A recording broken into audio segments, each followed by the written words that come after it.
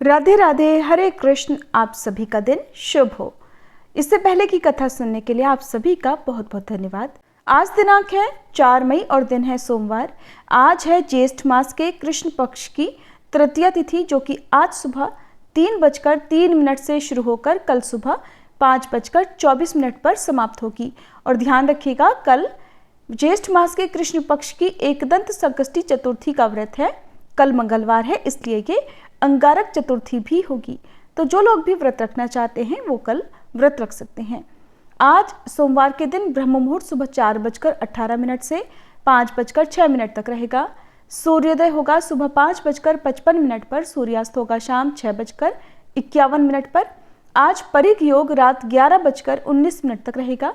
इसके बाद में शिव योग प्रारंभ होगा और राहु काल सुबह 7:30 से 9 बजे तक रहेगा। प्रिय श्रोताओ, आज के महात्म्य को शुरू करने से पहले आप सभी को सुनाते हैं श्रीमद् भगवद गीता महात्म्य का पहला अध्याय। देवी पार्वती ने महादेव जी से कहा, भगवान, आप सब तत्वों के ज्ञाता हैं। आपकी कृपा से मुझे श्री विष्णु संबंधी नाना प्रकार के धर्म सुनने को मिले, जो समस्त लोक का उद्धार करने वाले हैं। देवेश, अब मैं गीता का महात्म्य भी सुनना चाहती हूँ, जिसका श्रवण करने से श्री हरि में भक्ति और भी बढ़ जाती है। तब श्री महादेव जी बोले, देवी, जिनका श्री विग्रह अलसी के फूल की तरह श्याम वर्ण का है, पक्षी राज गरुड़ ही जिनके वाहन हैं, जो अपनी महिमा से कभी च्युत नहीं होते तथा शेषनाग की शैया पर शयन करते हैं, उन भगवान महाविष्णु की हम उपासना करते हैं। एक समय की बात है, मुर दैत्य के नाशक भगवान विष्णु शेषनाग के रमणीय आसन पर सुखपूर्वक विराजमान थे। उस समय समस्त लोगों को आनंद देने वाली भगवती लक्ष्मी ने आदर पूर्वक प्रश्न किया। श्री लक्ष्मी जी ने पूछा, भगवान, आप संपूर्ण जगत का पालन करते हुए भी अपने ऐश्वर्य के प्रति उदासीन से होकर जो इस क्षीर सागर में नींद ले रहे हैं, उसका क्या कारण है? तब श्री भगवान बोले, सुमुखी, मैं नींद नहीं लेता हूँ, अपितु तत्व का अनुसरण करने वाली अंतर्दृष्टि के द्वारा ही अपने ही महाईश्वर तेज का साक्षात्कार कर रहा हूँ। देवी, ये वही तेज है जिसका योगी पुरुष कुशाग्र बुद्धि के द्वारा अपने अंतःकरण में दर्शन करते हैं तथा जिसे मीमांसक विद्वान वेदों का सार तत्व निश्चित करते हैं। वह माहेश्वर तेज एक अजर प्रकाश रूप, आत्मरूप, रोग शोक से रहित, अखंड आनंद का पुंज, निष्पंद तथा द्वैत रहित है। इस जगत का जीवन उसी के अधीन है, मैं उसी का अनुभव करता हूँ। देवेश्वरी, यही कारण है कि मैं तुम्हें नींद लेता सा प्रतीत हो रहा हूँ। तब श्री लक्ष्मी जी ने कहा, ऋषिकेश, आप ही योगी पुरुषों के ध्येय हैं। आपके अतिरिक्त भी कोई ध्यान करने योग्य तत्व है, ये जानकर मुझे बड़ा कौतूहल हो रहा है। इस चराचर जगत की सृष्टि और संहार करने वाले स्वयं आप ही हैं। आप सर्वसमर्थ हैं। इस प्रकार की स्थिति में होकर भी यदि आप उस परम तत्व से भिन्न हैं, तो मुझे भी उसका बोध कराइए। तब श्री भगवान बोले, प्रिय, आत्मा का स्वरूप द्वैत और अद्वैत से अलग, भाव और अभाव से मुक्त तथा आदि और अंत से रहित है। शुद्ध ज्ञान के प्रकाश से उपलब्ध होने वाला तथा परमानंद स्वरूप होने के कारण एकमात्र सुंदर है। यही मेरा ईश्वरीय रूप है। गीता शास्त्र में इसका प्रतिपादन हुआ है। अमित तेजस्वी भगवान विष्णु के ये वचन सुनकर लक्ष्मी देवी ने मन में शंका करते हुए कहा कि भगवान, यदि आपका स्वरूप स्वयं परमानंदमय और मन वाणी की पहुंच के बाहर है, तो फिर गीता कैसे उसका बोध कराती है? मेरे इस संदेह का भी आप निवारण कीजिए। तब श्री भगवान बोले, सुंदरी सुनो, मैं गीता में अपनी स्थिति का वर्णन करता हूँ। क्रमशः 5 अध्यायों को तुम 5 मुख जानो, 10 अध्यायों को 10 भुजाएं समझो और 1 अध्याय को उदर और 2 अध्यायों को दोनों चरण कमल जानो। इस प्रकार ये 18 अध्यायों की वांग्मयी ईश्वरी मूर्ति ही समझनी चाहिए। ये ज्ञान मात्र से ही महान पातकों का नाश करने वाली है। जो उत्तम बुद्धि वाला पुरुष गीता के 1 या आधे अध्याय का अथवा 1 आधे या चौथाई श्लोक का भी प्रतिदिन अभ्यास करता है, वह सुशर्मा के समान मुक्त हो जाता है। श्री लक्ष्मी जी ने पूछा, देव, सुशर्मा कौन था, किस जाति का था और किस कारण से उसकी मुक्ति हुई? भगवान बोले, प्रिय, सुशर्मा बड़ी खोटी बुद्धि का मनुष्य था। पापियों का तो वह शिरोमणि ही था। उसका जन्म वैदिक ज्ञान से शून्य और क्रूरतापूर्ण कर्म करने वाले ब्राह्मण के कुल में हुआ था। वो न तो ध्यान करता था, न जप, न होम करता था, न अतिथियों का सत्कार। वह लंपट होने के कारण सदा विषयों के सेवन में ही आसक्त रहता था। हल जोतता और पत्ते बेचकर जीविका चलाता था। उसे मदिरा पीने की आदत भी थी और वह मांस भी खाया करता था। इस प्रकार उसने अपने जीवन का बहुत लंबा समय बिता दिया। एक दिन मूढ़ बुद्धि सुशर्मा पत्ते लाने के लिए किसी ऋषि की वाटिका में घूम रहा था। इसी बीच में काल रूपधारी काले सांप ने उसे डस लिया। सुशर्मा की मृत्यु हो गई। इसके बाद वह अनेक नरकों में जाकर वहां की यातनाएं भोग कर मर्त्यलोक में लौट आया और यहाँ बोझ ढोने वाला बैल हुआ। उस समय किसी पंगु ने अपने जीवन को आराम से व्यतीत करने के लिए उसे खरीद लिया। बैल ने अपनी पीठ पर पंगु का भार ढोते हुए बड़े कष्ट से 7-8 वर्ष बिताए। एक दिन पंगु ने किसी ऊंचे स्थान पर बहुत देर तक बड़ी तेजी के साथ उस बैल को घुमाया, जिससे वह थककर बड़ी तेजी से पृथ्वी पर गिरा और मूर्छित हो गया। उस समय वहां कौतूहलवश आकृष्ट होकर बहुत से लोग एकत्रित हो गए। उस जन समुदाय में से किसी पुण्यात्मा व्यक्ति ने उस बैल का कल्याण करने के लिए उसे अपना पुण्य दान कर दिया। इसके बाद कुछ दूसरे लोगों ने भी अपने अपने पुण्यों को याद करके उन्हें उसके लिए दान कर दिया। उस भीड़ में से एक वेश्या भी खड़ी थी। उसे अपने पुण्य का कोई पता नहीं था, तो भी उसने लोगों की देखा देखी उस बैल के लिए कुछ त्याग किया। इसके बाद यमराज के दूत उस मरे हुए प्राणी को पहले यमपुरी में लेकर गए। वहां ये विचार कर कि ये वैश्य के द्वारा दिए हुए पुण्य से पुण्यवान हो गया है, उसे छोड़ दिया गया। फिर वह भूलोक में आकर उत्तम कुल और शील वाले ब्राह्मणों के घर में उत्पन्न हुआ। उस समय भी उसे अपने पूर्व जन्म की बातों का स्मरण बना रहा। बहुत दिनों के बाद अपने अज्ञान को दूर करने वाले कल्याण तत्व का जिज्ञासु होकर वह उसी वेश्या के पास गया और उसके दान की बात बतलाते हुए उसने पूछा कि तुमने कौन सा पुण्य दान किया था। वेश्या ने बताया कि वह पिंजरे में बैठा हुआ तोता प्रतिदिन कुछ पढ़ता है, उससे मेरा अंतःकरण पवित्र हो गया है और उसी का पुण्य उस दिन मैंने तुम्हारे लिए दान कर दिया था। इसके बाद उन दोनों ने उस तोते से पूछा। तब तोते ने अपने पूर्व जन्म का स्मरण करके प्राचीन इतिहास कहना आरंभ किया। शुक बोला, पूर्व जन्म में मैं विद्वान होकर भी विद्वता के अभिमान से मोहित रहता था। मेरा राग द्वेष इतना बढ़ गया था कि मैं गुणवान विद्वानों के प्रति भी ईर्ष्या भाव रखने लगा। फिर समय आने पर मेरी मृत्यु हो गई और फिर मैं अनेक घृणित लोकों में भटकता रहा। इसके बाद इस लोक में आया। सद्गुरु की अत्यंत निंदा करने के कारण तोते के कुल में मेरा जन्म हुआ। पापी होने के कारण छोटी अवस्था में ही मेरा माता पिता से वियोग हो गया। एक दिन गर्मी की ऋतु में मैं तपे हुए रास्ते पर पड़ा हुआ था। वहां से कुछ श्रेष्ठ मुनि मुझे उठाकर लाए और महात्माओं के आश्रय में आश्रम के भीतर एक पिंजरे में उन्होंने मुझे डाल दिया। वहीं मुझे पढ़ाया गया। ऋषियों के बालक बड़े आदर के साथ गीता के प्रथम अध्याय की आवृत्ति करते थे। उन्हीं से सुनकर मैं भी बारंबार पाठ करने लगा।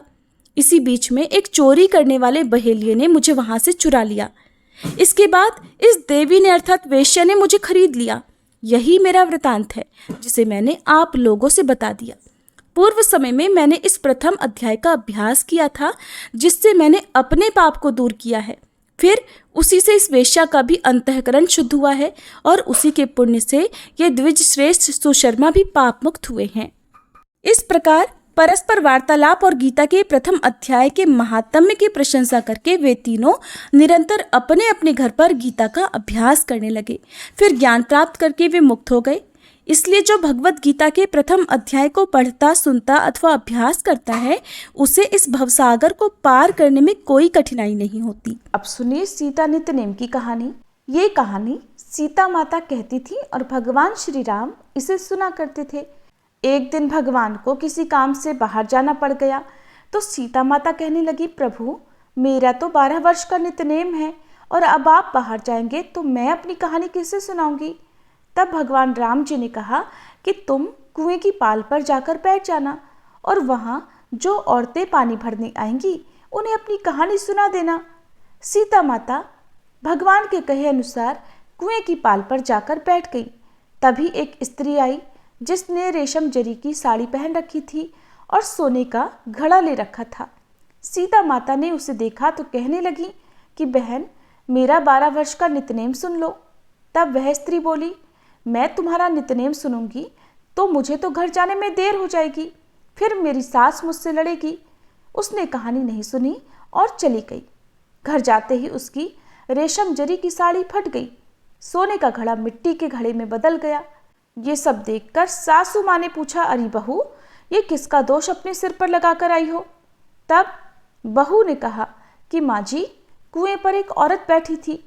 उसने कहानी सुनने के लिए कहा, लेकिन मैंने नहीं सुनी, जिसका ये फल मुझे मिला है। अब बहू की बात सुनकर अगले दिन वही साड़ी और घड़ा लेकर सास कुएं की पाल पर गई। सास को वहीं पर सीता माता बैठी मिली तो सीता माता ने उससे भी कहा कि बहन, मेरी कहानी सुन लीजिए। सास बोली कि एक बार छोड़, मैं तो 4 बार कहानी सुन लूंगी। तब सीता माता ने कहना शुरू किया, राम आए लक्ष्मण आए, देश के पुजारी आए, नित नेम का नेम लाए, आओ राम बैठो राम, तपी रसोई जीमो राम, माखन मिश्री खाओ राम, दूध बताशा पियो राम, सूत के पलका मोठो राम, शाल दुशाला पोठो राम, शाल दुशाला ओढ़ो राम, जब बोलूं जब राम ही राम, राम संवारे सबके काम, खाली घर भंडार भरेंगे, सबका बेड़ा पार करेंगे, श्री राम जय जय राम। सास बोली कि बहन, कहानी तो बहुत अच्छी लगी। कहानी सुनकर सास घर चली गई और उसकी वह साड़ी फिर से रेशम जरी की बन गई और मिट्टी का घड़ा भी सोने के घड़े में बदल गया। ये सब देखकर बहू बोली, माँ जी, आपने ये सब कैसे किया? सास ने कहा, बहू, तू तो दोष लगा के आई थी और मैं अब दोष उतार कर आ रही हूँ। बहू ने हैरान होकर फिर पूछा कि तो माँ जी, वो कुएं वाली स्त्री कौन है? सास बोली, वे तो साक्षात सीता माता थी। वे पुराने से नया कर देती हैं, खाली घर में भंडार भर देती हैं, वह लक्ष्मी जी का वास घर में कर देती हैं, व्यक्ति की जो भी इच्छा हो उसे पूरा कर देती हैं। तब बहू बोली, माँ जी, फिर तो ऐसी कहानी मुझे भी सुना दीजिए। सास बोली कि ठीक है, तुम भी सुनो। फिर सास ने कहानी शुरू की, राम आए लक्ष्मण आए, देश के पुजारी आए, नित नेम का नेम लाए, आओ राम बैठो राम, तपी रसोई जीमो राम, माखन मिश्री खाओ राम, दूध बताशा पियो राम, सूत के पलका मोठो राम, शाल दुशाला पोठो राम, शाल दुशाला ओढ़ो राम, जब बोलूं जब राम ही राम, राम सवारे सबके काम, खाली घर भंडार भरेंगे, सबका बेड़ा पार करेंगे, श्री राम जय जय राम। कहानी सुनकर बहू बोली, माँ जी, कहानी तो बहुत अच्छी है। सास ने कहा, ठीक है, अब तो हम इस कहानी को रोज कहा करेंगे। अब सास बहू रोज सवेरे उठती, नहाती धोती और पूजा करने के बाद नित्यनेम की सीता माता की कहानी कहती। एक दिन उनके यहाँ पड़ोस की एक औरत आई और बोली, बहन, जरा सी आँच तो देना। तो वे बोली कि आँच तो अभी तक हमने जलाई ही नहीं। पड़ोसन ने पूछा, तो फिर तुम सुबह 4 बजे से उठकर कर क्या रही हो? उन्होंने बताया कि सुबह उठकर हम तो पहले पूजा करते हैं, फिर सीता माता की नित्यनेम की कहानी कहते हैं। पड़ोसन ने उनकी बात सुनकर फिर पूछा, सीता माता की कहानी कहने से तुम्हें क्या मिला? तब वे बोली कि इनकी कहानी कहने से घर में भंडार भर जाते हैं, सारे काम सिद्ध हो जाते हैं, मन की इच्छा भी पूरी होती है। पड़ोसन बोली कि बहन, फिर तो ऐसी कहानी मुझे भी सुना दो। वह बोली, ठीक है, तो फिर तुम भी ये कहानी सुन लो। राम आए लक्ष्मण आए, देश के पुजारी आए, नित नेम का नेम लाए, आओ राम बैठो राम, तपी रसोई जीमो राम, माखन मिश्री खाओ राम, दूध बताशा पियो राम, सूत के पलका मोठो राम, शाल दुशाला पोठो राम, शाल दुशाला ओढ़ो राम, जब बोलूं जब राम ही राम, राम संवारे सबके काम, खाली घर भंडार भरेंगे, सबका बेड़ा पार करेंगे, श्री राम जय जय राम। सारी कहानी सुनने के बाद पड़ोसन कहने लगी, बहन, कहानी तो मुझे बहुत अच्छी लगी। अब वह पड़ोसन भी नित्यनेम सीता माता की कहानी कहने लगी। कहानी कहने से सीता माता ने पड़ोसन के भी भंडार भर दिए। अब तो पूरे मोहल्ले में नित्यनेम की कथा चल पड़ी और हर किसी की मनोकामना सीता माता की कृपा से पूरी होने लगी। हे सीता माता, हे जानकी माता, जैसे आपने उनके भंडार भरे, वैसे ही हम सबके भी भरना। कहानी कहने वाले के, सुनने वाले के और हुंकार भरने वाले के भी।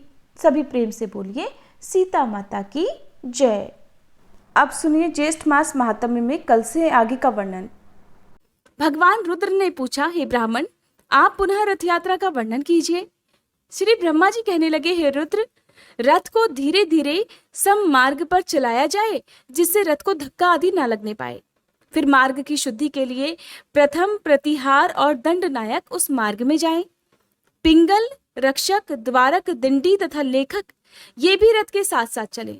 इतनी सतर्कता और कुशलता से रथ को ले जाया जाए कि रथ का कोई भी अंग भंग ना हो। रथ का ईशा दंड टूटने पर ब्राह्मणों को, अक्ष टूटने पर क्षत्रियों को, तुला टूटने पर वैश्यों को, शैया के टूटने पर शूद्रों को भय होता है और पाप लगता है। युग के भंग से अनावृष्टि, पीठ के भंग से प्रजा को भय, रथ का चक्र टूटने से शत्रु सेना का आगमन, ध्वजा के गिरने से राजभंग तथा प्रतिमा खंडित होने से राजा की मृत्यु होती है। छत के टूटने पर युवराज की मृत्यु होती है। इनमें से किसी भी प्रकार का उत्पात होने पर उसकी शांति अवश्य करानी चाहिए तथा ब्राह्मणों को भोजन और दान देना चाहिए तथा विधि पूर्वक गृह शांति करानी चाहिए। रथ के ईशान कोण में वेदी अथवा कुंड बनाकर घी और समिधाओं से देवता तथा ग्रहों की प्रसन्नता के लिए हवन करना चाहिए और इन नाम मंत्रों से आहुति देनी चाहिए। ओम अग्ने स्वाहा, ओम सोमाय स्वाहा, ओम प्रजापते स्वाहा और इत्यादि। यानी कि इसके अलावा भी बहुत सारे मंत्र हैं जो कि आप पुजारी जी से पूछकर कर सकते हैं। फिर शांति और कल्याण के लिए प्रार्थना करनी चाहिए। अपनी जन्म राशि से दुष्ट स्थान में स्थित ग्रहों की प्रसन्नता और शांति के लिए ग्रह समिधाओं से हवन करना चाहिए। ये समिधाएं प्रादेश मात्र लंबी होनी चाहिए। सूर्य के लिए अर्क की, चंद्रमा के लिए पलाश की, मंगल के लिए खदिर की, बुध के लिए अपामार्ग की, बृहस्पति के लिए पीपल की, शुक्र के लिए गूलर की, शनि के लिए शमी की, राहु के लिए दूर्वा की और केतु के लिए कुशा की समिधा ही हवन के लिए प्रयोग करना चाहिए। उत्तम गौ, शंख, लाल बैल, स्वर्ण वस्त्र, युगल, श्वेत अश्व, काली गौ, लोहपात्र और छाग ये क्रमशः 9 ग्रहों की दक्षिणा है। गुड़ और भात, घी मिश्रित खीर, हाविष्यात्र, क्षीरात्र, दही भात, घी, तिल और उड़द के बने पकवान, गूदों वाला फल, चित्रवर्ण का भात और कांजी ये क्रमशः 9 ग्रहों के भोजन हैं। जैसे शरीर में कवच पहन लेने से बाण नहीं लगते, ठीक वैसे ही ग्रहों की शांति करने से किसी प्रकार का उत्पात नहीं होता। अहिंसक, जितेंद्रिय, नियम में स्थित और न्याय से धनार्जन करने वाले पुरुषों पर ग्रहों का सदा अनुग्रह बना रहता है। यश, धन, संतान की प्राप्ति के लिए, अनावृष्टि होने पर आरोग्य प्राप्ति के लिए तथा सभी उपद्रवों की शांति के लिए ग्रहों की सदा पूजा करनी चाहिए। संतान से रहित, दुष्ट संतान वाली, मृत वत्सा, मात्र कन्या संतान वाली स्त्री, संतान दोष की निवृत्ति के लिए, जिसका राज्य नष्ट हो गया हो वह राज्य के लिए, रोगी पुरुष रोग की शांति के लिए अवश्य ग्रहों की शांति करे, ऐसा विद्वानों ने कहा है। ग्रहों की प्रतिमा ताम्र, स्फटिक, रक्तचंदन, स्वर्ण, चांदी, लोहे और शीशे आदि की बनवाकर अथवा इनके चित्र का निर्माण कराकर जिस ग्रह का जो वर्ण हो उसी रंग के वस्त्र और पुष्प उन्हें समर्पित करे। गुग्गल का धूप सभी को अर्पित करना चाहिए। 9 ग्रहों के मंत्रों से एक एक ग्रह के नाम से समिधा, घृत, शहद, दही की 108 अथवा 28 आहुतियां दे और ब्राह्मणों को भोजन कराएं। फिर उन्हें यथाशक्ति दक्षिणा भी दें। जो ग्रह जिसके गोचर अथवा कुंडली में दुष्ट स्थान पर स्थित हो उसे उस ग्रह की यत्नपूर्वक पूजा करनी चाहिए। महादेव, मैंने इन ग्रहों को ऐसा वर दिया है कि लोगों द्वारा तुम सब पूजित हो।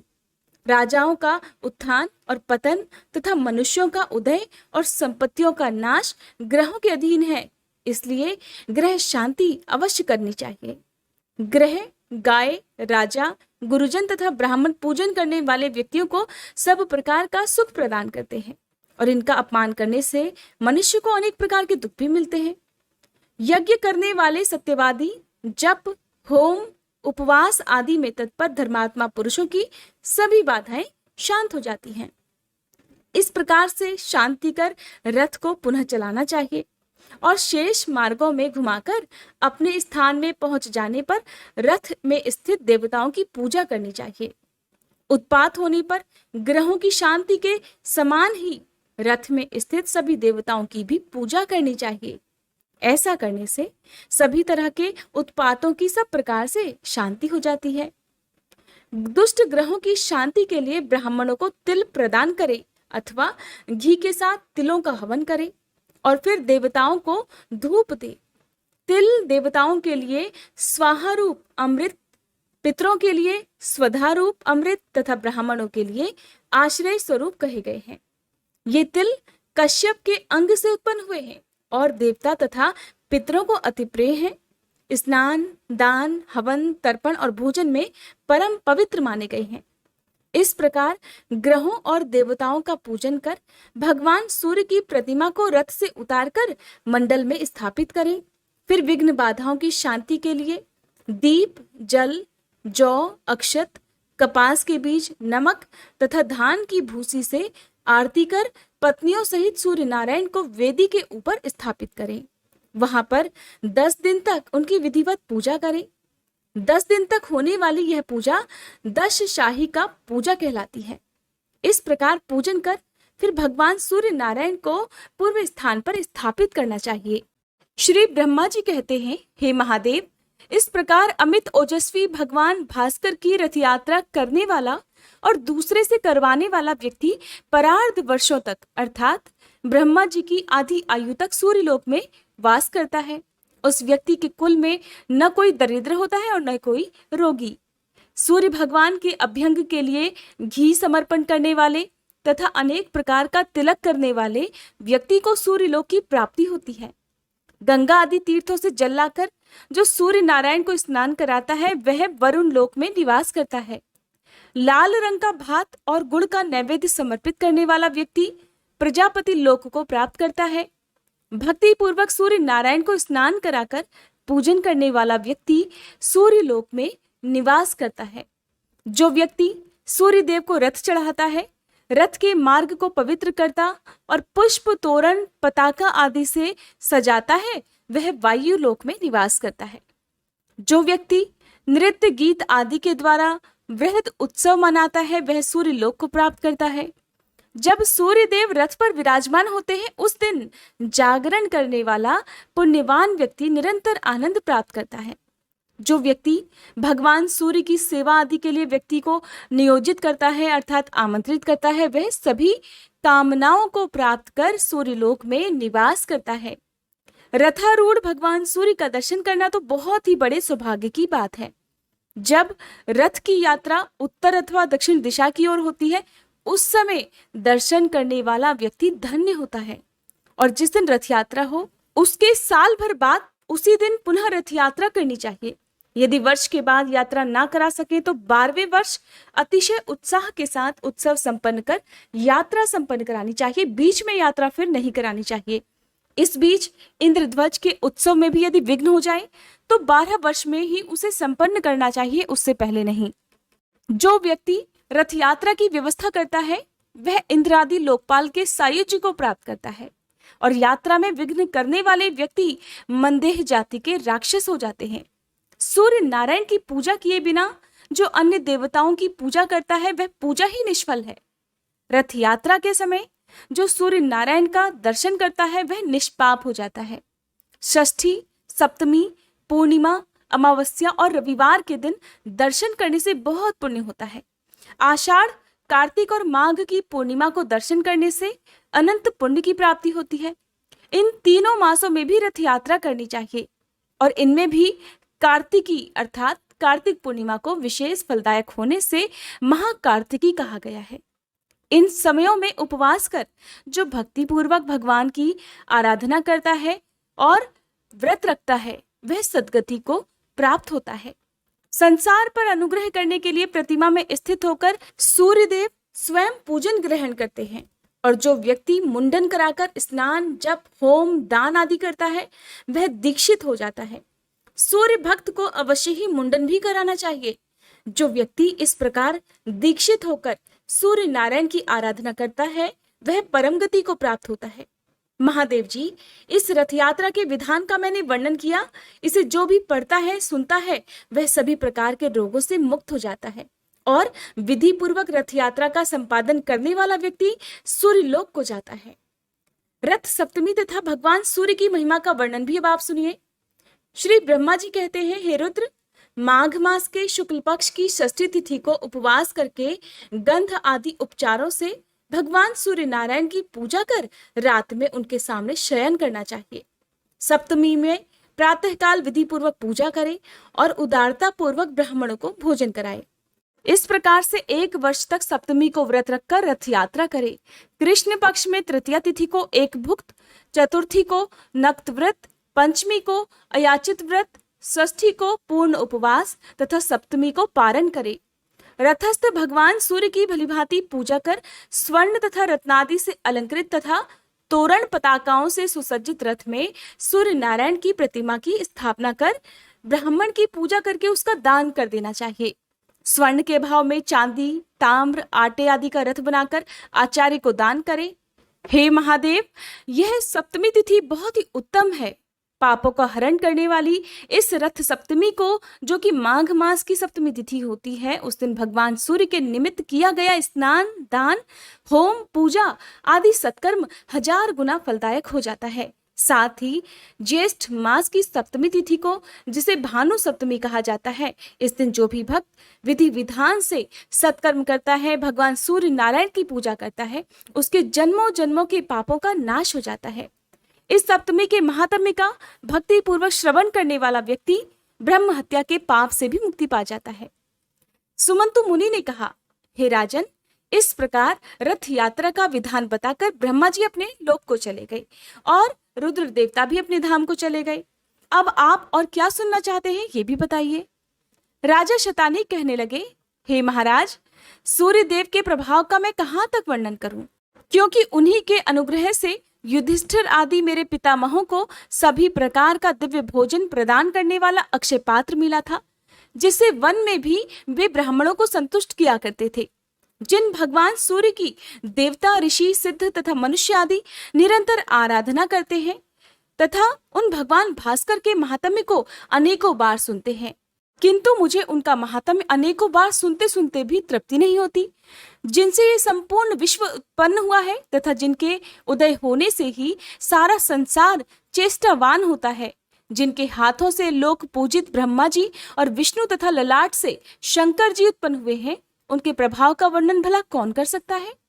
अब मैं ये सुनना चाहता हूं कि जिस मंत्र, स्तोत्र, दान, स्नान, जप, पूजन, होम, व्रत तथा उपवास आदि कर्मों के करने से भगवान सूर्य प्रसन्न होकर सभी कष्टों को निवृत्त करते हैं, अर्थात दूर करते हैं और संसार सागर से मुक्त करते हैं, आप उन्हीं उत्तम मंत्र, स्तोत्र, रहस्य, विद्या, पाठ, व्रत आदि को बताइए, जिनसे भगवान सूर्य का कीर्तन हो और जिह्वा धन्य हो जाए, क्योंकि जिह्वा भी वही धन्य होती है जो भगवान सूर्य का स्तवन करती है। सूर्य की आराधना के बिना ये शरीर तो व्यर्थ है। एक बार भी सूर्य नारायण को प्रणाम करने से प्राणी का भवसागर से उद्धार हो जाता है। रत्नों का आश्रय मेरु पर्वत, आश्रयों का आश्रय आकाश, तीर्थों का आश्रय गंगा और अन्य सभी देवताओं के आश्रय भगवान सूर्य हैं। हे मुने, इस प्रकार अनंत गुणों वाले भगवान सूर्य के महात्म्य को मैंने बहुत बार सुना है। देवगण भी भगवान सूर्य की ही आराधना करते हैं, ये भी मैंने सुना है।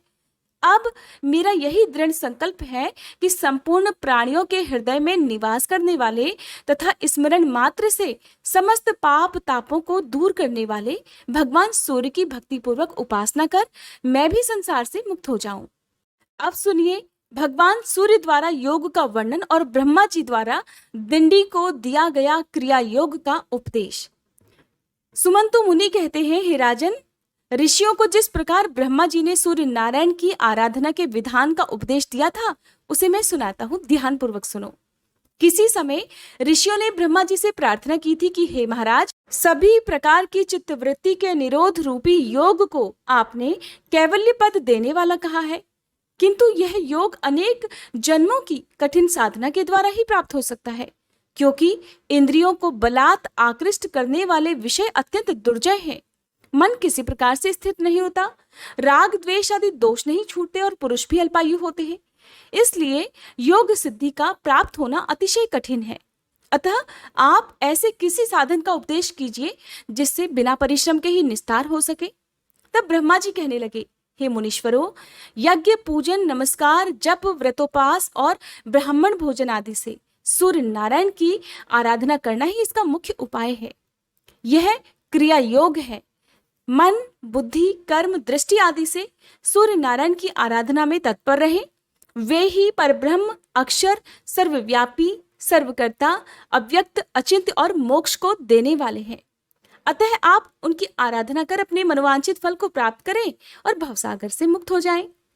ब्रह्मा जी से यह सुनकर मुनिगण सूर्य नारायण की उपासना रूप क्रिया योग में तत्पर हो गए। हे राजन, विषयों में डूबे हुए संसार के दुखी जीवों को सुख प्रदान करने वाले सूर्य नारायण के अलावा और कोई भी नहीं है। इसलिए उठते बैठते चलते सोते भोजन करते हुए सदा सूर्य नारायण का ही स्मरण करें।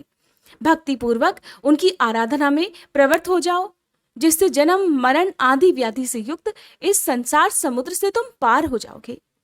जो पुरुष जगत करता सदा वरदान देने वाले दयालु और ग्रहों के स्वामी श्री सूर्य नारायण की शरण में जाता है, वह अवश्य ही मुक्ति प्राप्त करता है। सुमंतु मुनि ने इस प्रकार पुनः कहा, हे राजन, प्राचीन काल में दिंडी को ब्रह्म हत्या लग गई थी। उस ब्रह्म हत्या के पाप को दूर करने के लिए उन्होंने बहुत दिनों तक सूर्य नारायण की आराधना और स्तुति की। उससे प्रसन्न होकर भगवान सूर्य उनके पास आए। भगवान सूर्य ने कहा, दिंडिन, तुम्हारी भक्ति पूर्वक की गई स्तुति से मैं अत्यंत प्रसन्न हूं, अपना अभीष्ट वर मांगो। तब दिंडी ने कहा, महाराज, आपने पधार कर मुझे दर्शन दे दिए, यही मेरे लिए बहुत बड़े सौभाग्य की बात है। यही मेरे लिए सर्वश्रेष्ठ वर भी है। पुण्यहीनों के लिए, पापियों के लिए आपका दर्शन सर्वदा दुर्लभ है। प्रभु, आप सबके हृदय में स्थित हैं, अतः आप सबका अभिप्राय भी जानते हैं। जिस प्रकार हे प्रभु मुझे ब्रह्म हत्या लगी है, उसे तो आप जानते ही हैं। हे भगवान, अब आप मुझ पर ऐसा अनुग्रह कीजिए कि मैं इस निंदित ब्रह्म हत्या से और अन्य पापों से शीघ्र मुक्त हो जाऊं, और हे सूर्य नारायण, मैं सफल मनोरथ हो जाऊं। आप संसार से उद्धार का कोई उपाय बताइए, जिसके आचरण से संसार के प्राणी सुखी हो। दिंडी के इस वचन को सुनकर योग वेत्ता भगवान सूर्य ने उन्हें निर्बीज योग का उपदेश दिया, जो दुख के निवारण के लिए औषध रूप है। तब दिंडी ने हाथ जोड़कर प्रार्थना करते हुए कहा कि हे महाराज, ये निष्कल योग तो बहुत ही कठिन है, क्योंकि इंद्रियों को जीतना, मन को स्थिर करना, अहंग शरीर आदि का अभिमान और ममता का त्याग करना, राग द्वेष से बचना, ये सब अतिशय कष्ट साध्य हैं। ये बातें कई जन्मों के अभ्यास करने से ही प्राप्त होती हैं। अतः आप ऐसा साधन बतलाइए जिससे अनायास बिना विशेष परिश्रम के ही फल की प्राप्ति हो जाए। तब भगवान सूर्य कहने लगे, हे गणनाथ, यदि तुम्हें मुक्ति की ही इच्छा है तो समस्त क्लेशों को नष्ट करने वाले क्रिया योग को सुनो। अपने मन को मुझ में लगाओ, भक्ति से मेरा भजन करो, मेरा यजन करो, मेरे परायण हो जाओ, आत्मा को मुझ में लगा दो, मुझे नमस्कार करो, मेरी भक्ति करो, संपूर्ण ब्रह्मांड मुझे परिव्याप्त समझो। ऐसा करने से तुम्हारे संपूर्ण दोषों का विनाश हो जाएगा और तुम मुझे प्राप्त कर लोगे। भली भांति मुझ में आसक्त हो जाने पर राग लोभ आदि दोषों के नाश हो जाने से कृतकृत्यता हो जाती है। अपने मन को स्थिर करने के लिए सोना चांदी ताम्र पाषाण काष्ठ आदि से मेरी प्रतिमा का निर्माण कराकर या चित्र ही लिखकर विविध उपचारों से भक्ति पूर्वक उसका पूजन करो। सर्व भाव से प्रतिमा का आश्रय ग्रहण करो। चलते फिरते भोजन करते आगे पीछे ऊपर नीचे उसी का ध्यान करो। उसे पवित्र तीर्थों के जल से स्नान कराओ। गंध पुष्प वस्त्र आभूषण विविध नैवेद्य और जो भी पदार्थ स्वयं को प्रिय हो उन्हें अर्पण करो। इन विविध उपचारों से मेरी प्रतिमा को संतुष्ट करो। कभी गाने की इच्छा हो तो मेरी मूर्ति के आगे मेरा गुणानुवाद गाओ। सुनने की इच्छा हो तो हमारी कथा सुनो। इस प्रकार मुझ में अपने मन को अर्पण करने से तुम्हें परम पद की प्राप्ति हो जाएगी। सभी कर्म मुझ में अर्पण कर दो, डरने की कोई बात नहीं। मुझ में मन लगाओ, जो कुछ करो मेरे लिए करो। ऐसा करने से तुम ब्रह्म हत्या आदि सभी पाप दोषों से शीघ्र मुक्त हो जाओगे। इसलिए तुम इस क्रिया योग का आश्रय ग्रहण करो। सूर्य भगवान की बात सुनकर दिंडी बोले, हे महाराज, इस अमृत रूप क्रिया योग को आप विस्तार से कहिए, क्योंकि आपके बिना कोई भी इसे बतलाने में समर्थ नहीं है। यह अत्यंत गोपनीय और पवित्र है। तब भगवान सूर्य कहने लगे, तुम चिंता मत करो, इस संपूर्ण क्रिया योग का ब्रह्मा जी तुम्ही को विस्तार पूर्वक उपदेश करेंगे और मेरी कृपा से तुम इसे ग्रहण करोगे। इतना कहकर तीनों लोकों के दीप स्वरूप भगवान सूर्य अंतर्ध्यान हो गए और दिंडी भी ब्रह्मा जी के धाम को चले गए। ब्रह्मलोक पहुंचकर दिंडी सूर्यज्येष्ठ चतुर्मुख ब्रह्मा जी को प्रणाम करके कहने लगे, हे ब्राह्मण, मुझे भगवान सूर्य देव ने आपके पास भेजा है। आप कृपा कर मुझे क्रिया योग का उपदेश करें, जिसके सहारे मैं शीघ्र ही भगवान सूर्य को प्रसन्न कर सकूं। तब श्री ब्रह्मा जी बोले, गणाधिप, भगवान सूर्य का दर्शन करते ही तुम्हारी ब्रह्मत्या तो नष्ट हो गई। तुम भगवान सूर्य के कृपा पात्र हो। यदि सूर्य नारायण की आराधना करने की तुम्हारी इच्छा है तो प्रथम दीक्षा ग्रहण करो, क्योंकि दीक्षा के बिना उपासना नहीं होती। अनेक जन्मों के पुण्य से भगवान सूर्य में भक्ति होती है। जो पुरुष भगवान सूर्य से द्वेष रखता है, ब्राह्मण तथा वेदों की निंदा करता है, उसे अवश्य ही अधम पुरुष से उत्पन्न समझो। माया के प्रभाव से ही अधम पुरुषों की कुकर्म में प्रवृत्ति होती है और उनके स्वल्प शेष रहने पर सूर्य की आराधना के लिए दीक्षा की इच्छा होती है। इस भवसागर में डूबने वाले पुरुषों का हाथ पकड़कर उद्धार करने वाले एकमात्र भगवान सूर्य ही हैं। इसलिए तुम दीक्षा ग्रहण कर भगवान सूर्य में तन्मय होकर उनकी उपासना करो। इससे शीघ्र ही भगवान सूर्य तुम पर अनुग्रह करेंगे। दिंडी ने पूछा, हे महाराज, दीक्षा का अधिकारी कौन पुरुष है और दीक्षा ग्रहण करने के बाद क्या करना चाहिए, कृपया आप इसे भी बताइए। तब श्री ब्रह्मा जी कहने लगे, हे दिंडिन, दीक्षा ग्रहण की इच्छा वाले व्यक्ति को मन, वचन और कर्म से हिंसा नहीं करनी चाहिए। सूर्य भगवान में भक्ति करनी चाहिए। दीक्षित ब्राह्मणों को सदा नमस्कार करना चाहिए। किसी से द्रोह नहीं करना चाहिए और सभी प्राणियों को सूर्य के रूप में समझना चाहिए। देव, मनुष्य, पशु, पक्षी, चींटी, वृक्ष, पाषाण आदि जगत के सभी पदार्थों और आत्मा को सूर्य से भिन्न ना समझकर मन, वचन और कर्म से जीवों में पाप बुद्धि नहीं करनी चाहिए। ऐसा ही पुरुष दीक्षा का अधिकारी होता है। जो गति सूर्य नारायण की आराधना से प्राप्त होती है, वो ना तो तप से मिलती है और न बहुत दक्षिणा वाले यज्ञों के करने से। सभी प्रकार से जो भगवान सूर्य का भक्त है वह धन्य है। उस सूर्य भक्त के अनेक कुलों का उद्धार हो जाता है। जो अपने हृदय प्रदेश में भगवान सूर्य की अर्चा करता है वह निष्पाप होकर सूर्य लोक को प्राप्त होता है। सूर्य का मंदिर बनाने वाला अपनी 7 पीढ़ियों को सूर्य लोक में निवास कराता है और जितने वर्षों तक उस मंदिर में पूजा होती है उतने 1000 वर्षों तक वह सूर्य लोक में आनंद का भोग करता है। निष्काम भाव से सूर्य की उपासना करने वाला व्यक्ति मुक्ति को प्राप्त करता है। जो उत्तम लेप, सुंदर पुष्प, अतिशय सुगंधित धूप प्रतिदिन सूर्य नारायण को अर्पित करता है वह यज्ञ के फल को प्राप्त करता है। यज्ञ में बहुत सामग्रियों की अपेक्षा रहती है, इसलिए मनुष्य यज्ञ नहीं कर सकते, परंतु भक्ति पूर्वक दूर्वा से भी सूर्य नारायण की पूजा करने से, यज्ञ करने से भी अधिक फल की प्राप्ति हो जाती है। इसलिए हे दिंडिन, गंध, पुष्प, धूप, वस्त्र, आभूषण तथा विविध प्रकार के नैवेद्य जो भी प्राप्त हो सके और जो तुम्हें प्रिय हो उन्हें भक्ति पूर्वक सूर्य नारायण को निवेदित करो। तीर्थों के जल, दही, दूध, घी, शक्कर और शहद से उन्हें स्नान कराओ। गीत, वाद्य, नृत्य, स्तुति, ब्राह्मण भोजन, हवन आदि से भगवान को प्रसन्न करो, किंतु सभी पूजाएं भक्ति पूर्वक और विश्वास के साथ होनी चाहिए। मैंने भगवान सूर्य की आराधना करके ही सृष्टि की है। विष्णु उनके अनुग्रह से ही जगत का पालन करते हैं और रुद्र ने उनकी प्रसन्नता से ही इस सृष्टि की संहार शक्ति प्राप्त की है। ऋषिगण भी उनकी ही कृपा प्रसाद को प्राप्त कर मंत्रों का साक्षात्कार करने में समर्थ होते हैं। इसलिए हे दिंडी, तुम भी पूजन, व्रत, उपवास आदि से वर्ष पर्यंत भगवान सूर्य की आराधना करो, जिससे सभी क्लेश दूर हो जाएंगे और तुम शांति प्राप्त करोगे। हरे कृष्ण। ये था आज का महात्म्य। अब सुनिए तुलसी माता की आरती। तुलसी महारानी नमो नमो, हरि की पटरानी नमो नमो। धन तुलसी पूरण तप कीनो, धन तुलसी पूरण तप कीनो। शालिग्राम बनी पटरानी नमो नमो, तुलसी महारानी नमो नमो। जाके पत्र मंजरी कोमल, जाके पत्र मंजरी कोमल। श्रीपति कमल चरण लपटानी नमो नमो, तुलसी महारानी नमो नमो। धूप दीप नैवेद्य आरती, धूप दीप नैवेद्य आरती। पुष्पन की वर्षा वर्षानी नमो नमो, तुलसी महारानी नमो नमो। 56 भोग 3600 व्यंजन, 56 भोग 3600 व्यंजन। बिन तुलसी हरि एक न मानी नमो नमो, बिन तुलसी हरि एक न मानी नमो नमो।